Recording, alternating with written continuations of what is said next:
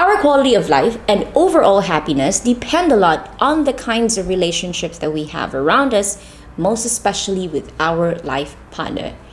I firmly believe that relationships do not have to be complicated.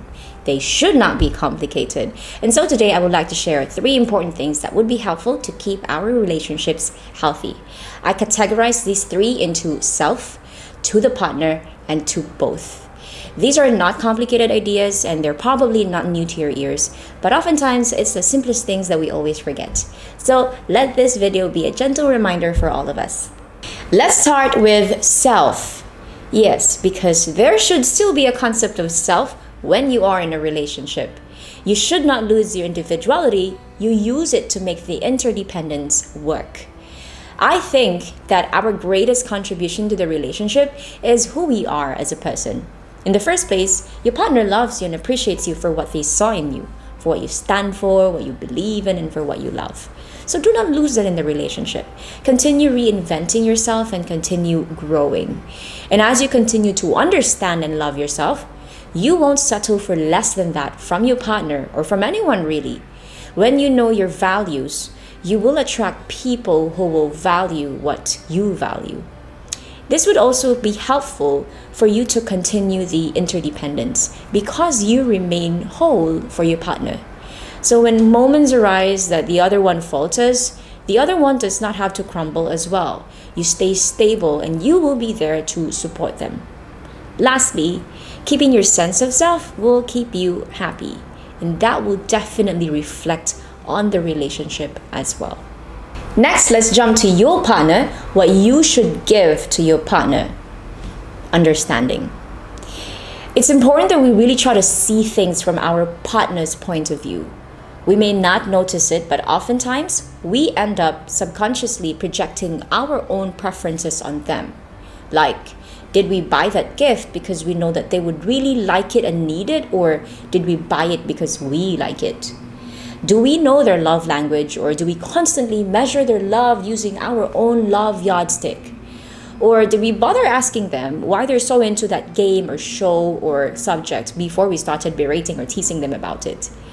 A way to make your partner feel loved and valued is really knowing the person, who they are, where are they coming from when they stand for certain issues, or why do certain things make them very happy or angry.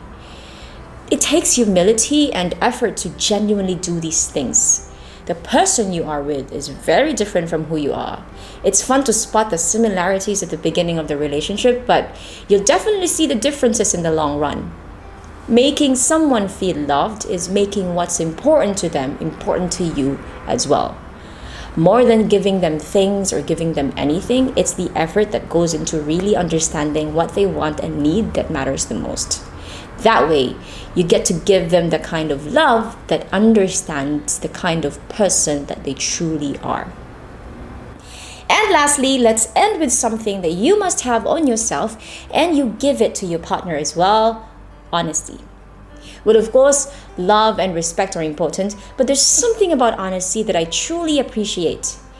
It makes communication easier and it saves you a lot of time. What do I mean by this? Let's start with honesty to yourself. The sooner we acknowledge and accept the truth, the sooner we get to act on it. That for me is important because taking the bold step to finally express how you feel, to finally settle an argument or start an important conversation, or to finally start or end a relationship, all these things, these are byproducts of you embracing the truth first and foremost. I love it. I love talking to myself and admitting the truth to myself first. It pushes me to be honest outside of me as well. Truly, the process is inside out. Now let's proceed to honesty towards your partner. This helps so much in establishing your boundaries, settling arguments, and understanding each other. I personally am not one for euphemisms or beating around the bush. I like things straightforward and genuine, no matter how painful the truth could be. And I've made that very clear to Nito when we started the relationship, and he understood. Honesty will save you both a lot of time because when you choose to be honest, You choose to be completely just be yourself and speak your mind. You stop bottling up your feelings. You never have to address the elephant in the room because there's no elephant at all. You stop walking on eggshells and you avoid a lot of unnecessary fights. With honesty, you give each other a chance to work on issues right away, know each other better, and subsequently continue improving the relationship. And those are the 3 reminders for all of us to keep our relationships healthy. Our life is very short, so let's try our best to keep relationships that truly make us happy. Thank you so much for watching. This has been Mitsui. Keep learning, keep growing, and keep living. Bye bye.